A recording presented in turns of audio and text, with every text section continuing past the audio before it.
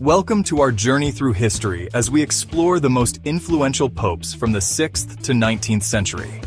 From the hallowed halls of the Vatican to the far reaches of the globe, these remarkable men have left an indelible mark on the world. These leaders, each a shepherd to millions, have shaped the course of the Catholic Church and left a lasting impact on the world. Join us as we delve into their lives, their struggles, and their triumphs, uncovering the profound influence they have had on the course of human history. From the forging of empires to the defense of the faithful, from the heights of spiritual authority to the depths of political intrigue, the papacy has been a beacon of power, faith, and controversy for over 2 millennia. Our journey begins in the 6th century, a time of great upheaval and division following the fall of the Roman Empire. The Church itself was fractured by the Acacian Schism, a bitter theological dispute that had driven a wedge between the East and West. It was in this tumultuous era that Pope St. Hormisdas, 514-523, took the chair of St. Peter. A man of deep faith and unwavering resolve, Hormisdas embarked on a mission of reconciliation, seeking to heal the wounds that divided Christendom. Through skillful diplomacy and an unyielding commitment to unity, he negotiated with the Byzantine Emperor, Justin I. His efforts bore fruit in 519 AD with the signing of the Formula of Hormisdas, a document that reaffirmed the primacy of the Roman pontiff and brought an end to the schism.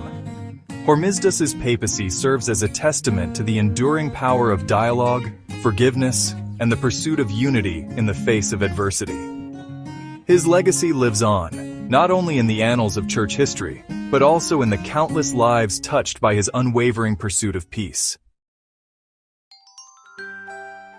Few figures loom as large in the history of the Catholic Church as St. Gregory I, known to posterity as Gregory the Great, 590–604. Ascending to the papacy in 590 AD, Gregory inherited a world grappling with plague, famine, and the constant threat of invasion. Undeterred, he approached these challenges with a potent blend of spiritual leadership and pragmatic administration. He reformed the Church's liturgy, giving us the Gregorian chant, and strengthened papal authority. Gregory's influence extended far beyond the walls of Rome. He dispatched missionaries to distant lands, spreading the gospel to new corners of Europe. His writings on pastoral care became foundational texts for the priesthood, shaping the Church's approach to spiritual guidance for centuries to come. A true shepherd of his flock, Gregory's compassion was legendary. He established hospitals and shelters for the poor, negotiated peace treaties with invading Lombards, and tirelessly advocated for the vulnerable. His papacy stands as a shining example of faith in action, demonstrating the transformative power of leadership grounded in both spiritual and temporal realms. The 7th century dawned with new challenges for the Church, this time from within. The heresy of monothelitism, which denied the dual nature of Christ's will, threatened to tear Christendom apart.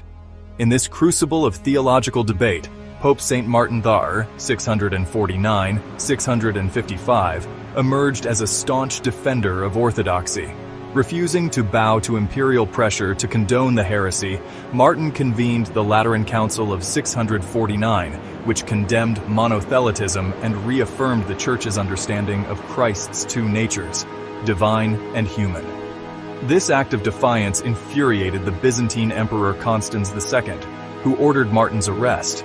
Forcibly removed from Rome and subjected to a harrowing journey to Constantinople, Martin endured imprisonment, humiliation, and exile. Yet, even in the face of such brutal treatment, he never wavered in his defense of the faith. St. Martin II's unwavering courage serves as a powerful reminder that true leadership often requires great personal sacrifice. His willingness to suffer for his beliefs cemented his legacy as a martyr for truth and a champion of the Church's theological integrity.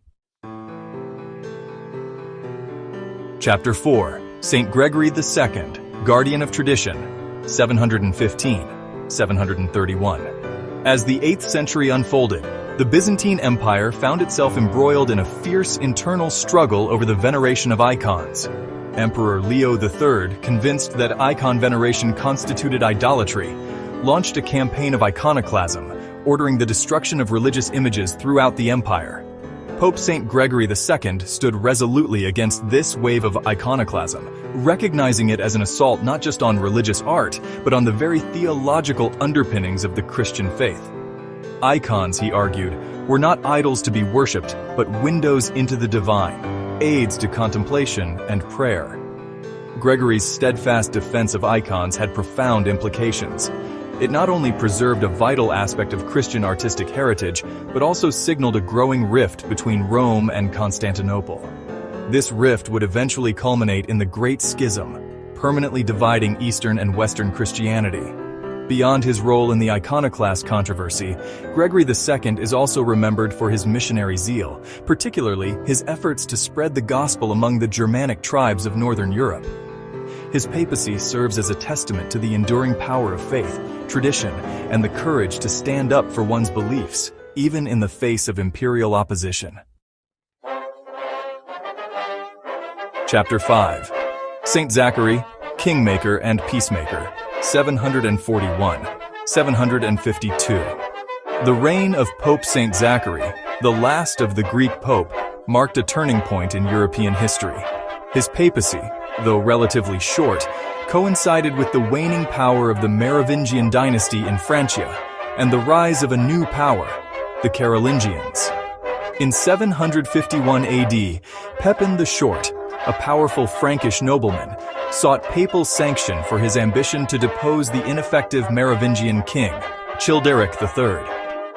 Zachary, recognizing Pepin's leadership qualities and the need for a strong ruler in the West, issued a momentous decree. He declared that it was right that he who had the power should also have the title of king, thereby legitimizing Pepin's claim to the Frankish throne. This decision had far-reaching consequences, marking the beginning of the Carolingian dynasty, which would dominate Western Europe for the next 2 centuries. Saint Zachary's papacy reminds us that the Church does not exist in a vacuum. It is interwoven with the tapestry of human history, and its leaders often play pivotal roles in shaping the political landscape.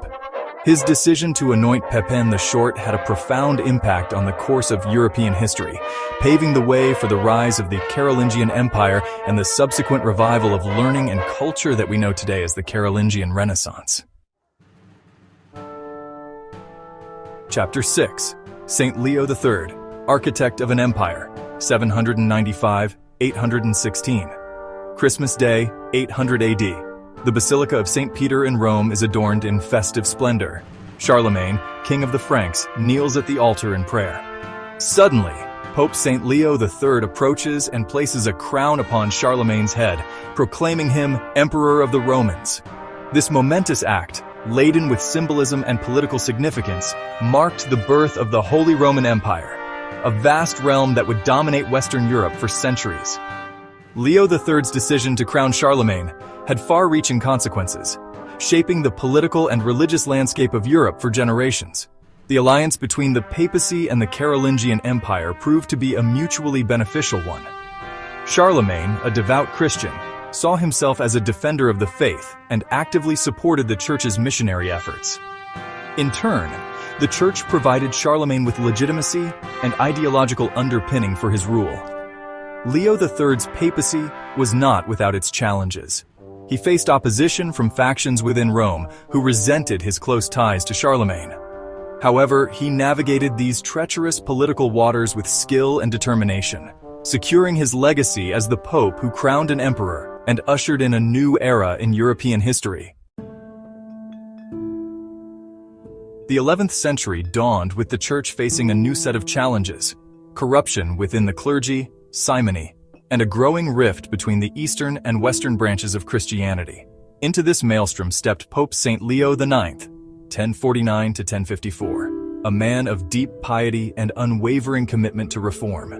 Leo IX ascended to the papacy in 1049, determined to address the ills that plagued the Church. He traveled tirelessly throughout Europe, presiding over synods, deposing corrupt bishops, and enacting strict reforms aimed at restoring the moral authority of the clergy. His efforts to combat simony, in particular, were met with fierce resistance from those who benefited from this corrupt practice. Nevertheless, Leo IX pressed on, determined to cleanse the Church from within. Tragically, Leo IX's papacy coincided with a deepening of the schism between Rome and Constantinople. Theological disputes, political rivalries, and cultural differences had been driving a wedge between East and West for centuries. In 1054, the Great Schism became final, dividing Christendom into Roman Catholic and Eastern Orthodox branches. Despite his best efforts to reconcile with the East, Leo IX's papacy sadly marked a turning point in church history, a moment when the hope for Christian unity seemed to slip further out of reach.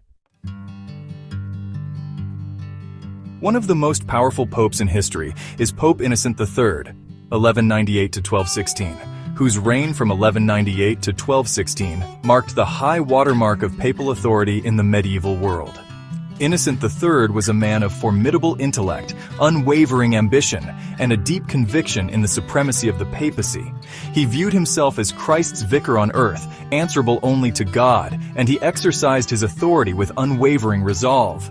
During his pontificate, he asserted papal control over the Papal States, intervened in the political affairs of kingdoms from England to Hungary, and launched the Fourth Crusade. Innocent III's papacy was also marked by significant intellectual achievements. He convened the Fourth Lateran Council in 1215, a landmark event that addressed a wide range of issues, including the definition of church doctrine, the regulation of clerical life, and the condemnation of heresies. The Fourth Lateran Council is perhaps best known for its decree Omnis Utriusque Sexus, which made annual confession and communion obligatory for all Catholics. This decree had a profound impact on the religious life of the faithful and remains a cornerstone of Catholic practice to this day. Innocent III's papacy stands as a testament to the heights of power and influence that the papacy could achieve in the medieval world. His legacy continues to be debated by historians, but there is no doubt that he left an indelible mark on the Church and the world. In the annals of papal history, Saint Celestine V, 1294, stands out as a figure of profound humility and spiritual detachment. A hermit who lived a life of prayer and solitude in the mountainous Abruzzo region of Italy, Celestine never sought high office. In fact, he actively avoided it. However, in 1294, after more than 2 years of deadlock in the papal election, the College of Cardinals, in a desperate attempt to break the impasse, turned to Celestine, the humble hermit, and elected him pope. Overwhelmed by the responsibility thrust upon him, Celestine V found himself ill-equipped to navigate the treacherous waters of papal politics. He longed for the simplicity of his former life, for the solitude of his mountain cave. After only 5 months as pope, Celestine V issued a papal bull declaring that it was permissible for a pope to resign. Then, in an unprecedented act of self-renunciation, he stepped down from the papacy, becoming the first and, to this day, the only pope to do so. Celestine V's brief papacy serves as a powerful reminder that true leadership lies not in the pursuit of power, but in the willingness to serve, even when it means sacrificing one's own desires for the greater good. His act of selflessness continues to inspire and challenge us today. Chapter 10. Clement V, 1305 to 1314. The Pope in Exile. The reign of Pope Clement V, from 1305 to 1314, marked a tumultuous period in the history of the papacy, a time when the papacy's temporal power began to wane and its spiritual authority came under increasing scrutiny. Clement V's papacy is perhaps best known for the transfer of the papal court from Rome to Avignon, a city in southeastern France. This move, prompted by political pressure from King Philip IV of France and the turmoil engulfing Rome at the time, would have far-reaching consequences for the Church. The Avignon papacy, as it came to be known, lasted for nearly 70 years, from 1309 to 1376. During this period, the papacy became increasingly embroiled in French politics, and its reputation suffered from accusations of corruption and worldliness. Despite the challenges he faced, Clement V made significant contributions to canon law, overseeing the compilation of the Clementine constitutions, a collection of papal decrees that became an important part of the Church's legal code. Clement V's papacy stands as a reminder of the complex interplay between faith and politics, between spiritual authority and temporal power. His decision to relocate the papacy to Avignon, while understandable given the circumstances, had unintended consequences that would cast a long shadow over the Church for decades to come. Chapter 11. Leo X, 1513 to 1521, patron of the Renaissance and witness to Reformation. Pope Leo X's papacy, from 1513 to 1521, coincided with a period of extraordinary cultural and intellectual ferment in Europe, the Renaissance. A member of the powerful Medici family of Florence, Leo X was a generous patron of the arts and sciences, presiding over a period of artistic flourishing in Rome. He commissioned renowned artists like Raphael and Michelangelo, whose masterpieces continue to inspire awe and wonder to this day. Leo X's patronage extended beyond the visual arts. He was also a supporter of music, literature, and scholarship, making Rome a center of Renaissance culture. However, Leo X's papacy is also remembered for a far more divisive event, the beginning of the Protestant Reformation. In 1517, Martin Luther, a German monk and theologian, publicly challenged the Church's teachings on salvation and indulgences, sparking a religious revolution that would shatter the unity of Western Christianity. Leo X's response to the burgeoning Reformation was initially hesitant. He underestimated the gravity of the challenge posed by Luther and other reformers. By the time he took decisive action, condemning Luther's teachings as heresy, it was too late. The Reformation had taken root, and Europe would never be the same. Leo X's papacy stands as a stark reminder that even in times of great cultural achievement, the Church is not immune to internal strife and external challenges. His failure to fully grasp the significance of the Reformation would have profound consequences for the Church, leading to centuries of religious division and conflict. Chapter 12. Pius IX, 1846 to 1878. The longest reign and defining doctrine. The papacy of Pius IX, spanning from 1846 to 1878, was the longest in history, a period marked by both triumph and tribulation for the Catholic Church. Ascending to the papal throne in an era of revolutionary upheaval, Pius IX would face challenges to the Church's authority from both within and outside Italy. Early in his papacy, Pius IX embraced liberal reforms, granting a constitution to the Papal States and expressing sympathy for the burgeoning Italian unification movement. However, the tide of revolution soon turned against him. In 1848, a popular uprising in Rome forced Pius IX to flee the city, seeking refuge in the Kingdom of Naples. This experience left Pius IX deeply disillusioned with liberalism and nationalism. Upon his return to Rome in 1850, he adopted a more conservative stance, condemning modernism and reaffirming the Church's traditional teachings. One of Pius IX's most enduring legacies was his proclamation of the dogma of the Immaculate Conception in 1854. This dogma, which declared that the Virgin Mary was conceived without original sin, was a defining moment in Marian devotion within the Catholic Church. Pius IX also convened the First Vatican Council in 1869. A landmark event that formally defined papal infallibility, the doctrine that the Pope, when speaking ex cathedra from the chair of Peter on matters of faith and morals, is free from error. Outro, a legacy forged in faith. Thank you for joining us on this historical journey through the lives of some of the most influential popes. From the twilight of the Roman Empire to the dawn of the modern age, these men have guided the Catholic Church through times of great change, challenge, and triumph. These popes have not only led the Catholic Church, but have also influenced the course of world history. Their decisions have shaped kingdoms, sparked wars, inspired art, and ignited religious revolutions.